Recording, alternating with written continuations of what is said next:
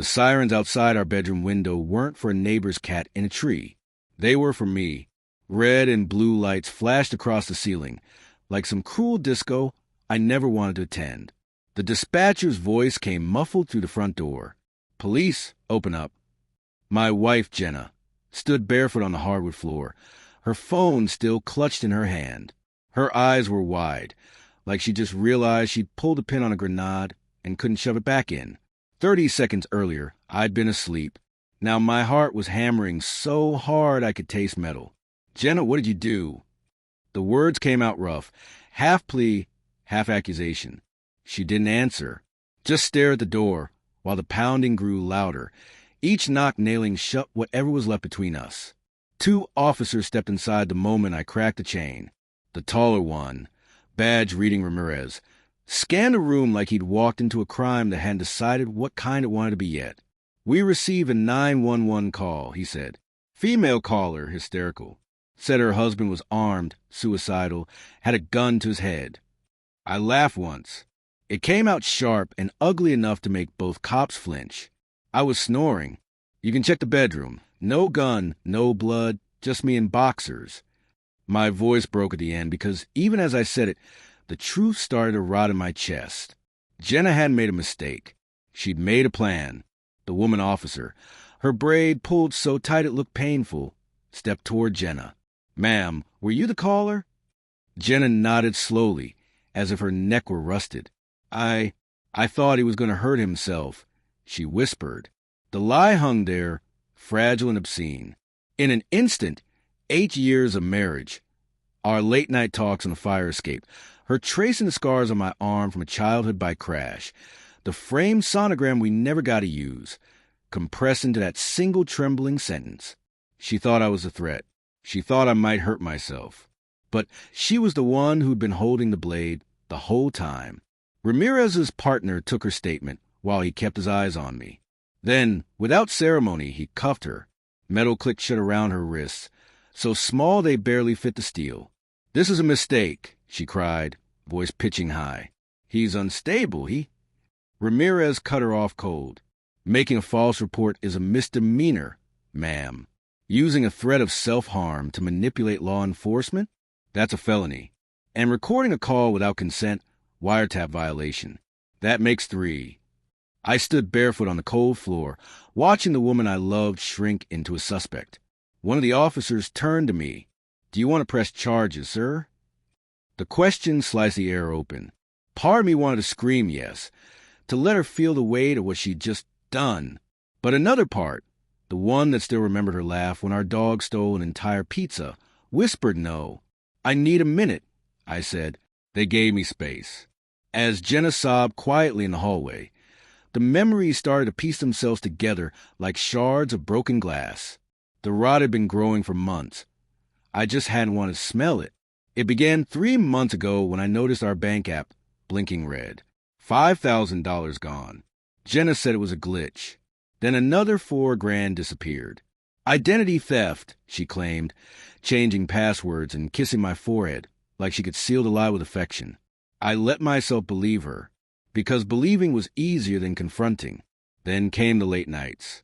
"Girls trip to Savannah," she'd text, sending selfies by fountains I later found online.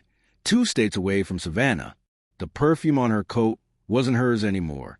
It smelled like someone else's life. The breaking point came the night I found a burner phone in her gym bag. Screen cracked, prepaid plan, 1 contact saved as D. I didn't open the messages. I just slid it back under her clothes and pretended I wasn't shaking. I learned then that cowardice can be its own kind of betrayal. Now, with the lights flashing against the walls, every ignored clue clicked together. The money wasn't stolen, it was spent. Hotels, flights, a life she'd been test driving without me. The 911 call wasn't fear, it was strategy. If I looked suicidal, she'd walk away with the house, the dog, and a clean story. When Ramirez read her rights, Jenna's eyes locked on mine. "Baby, please, tell him it's a misunderstanding." That word, baby, hit like a slap. I saw the calculation behind her tears. The same tears that always bought her forgiveness. But not tonight. "I want her out of my house," I said. My voice sounded like it belonged to someone else. Flat, final, done. Ramirez nodded. They led her out past the kitchen island where we used to dance to Sinatra at 2 a.m., past a fridge covered in wedding invitations and save dates from happier couples. She didn't resist. She just kept whispering my name until the cruiser door shut and the sound was gone. Silence filled the house. Heavy, endless. I sank to the floor and cried. Not cinematic tears, just the ugly kind that leave you hollow and gasping. I cried for the man who thought love could survive anything. I cried for the future we'd sketched and erased. Hours later, after the reports and signatures, I sat on the porch. Dawn stretched pink across the sky like nothing had happened. Our dog nudged my hand, confused why Mommy hadn't come home. I scratched his ears and promised, "We'll be okay, buddy. We'll learn how to be okay." By noon, I boxed her things, sundresses, perfume, novelty socks. Every memory folded small enough to fit into cardboard. I left her toothbrush. Some reminders are meant to sting. The charges stuck.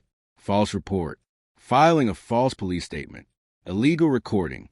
She'd recorded me the night before, pushing me into saying I sometimes wished I could disappear. She'd turned exhaustion into intent. She pled out community service, probation, a permanent stain on the record she tried to give me. She sent letters from her sister's place, pages of apologies and regret. I read them once, then burned them in the fire pit we bought for romantic evenings that never happened. The smoke smelled like closure.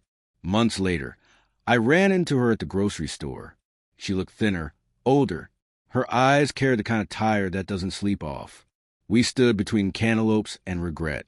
"I'm sorry," she said. I nodded, because what else could I do? Sorry doesn't erase sirens. Sorry doesn't unmake fear. I paid for my groceries, milk, eggs, bread, the quiet ingredients of simple life, and walked outside into sunlight that finally felt earned. The dog wagged his tail in the car. I rolled down the window and let the wind hit my face, reminding me I was still here. Behind me, Jenna stood frozen in the produce aisle, holding a melon like she didn't know what to do with her hands anymore. I never pressed extra charges. Some punishments write themselves. Every time she applies for a job, every time she explains a gap in her record, every time she remembers the sound of the cuffs closing, those are the echoes of what she did. And me, I learned that trust isn't a vault you protect. It's a muscle you rebuild, slow and painful, one rep at a time. The sirens still echo sometimes in the dark when the house is too quiet. But now I know what they mean. They aren't coming for me anymore.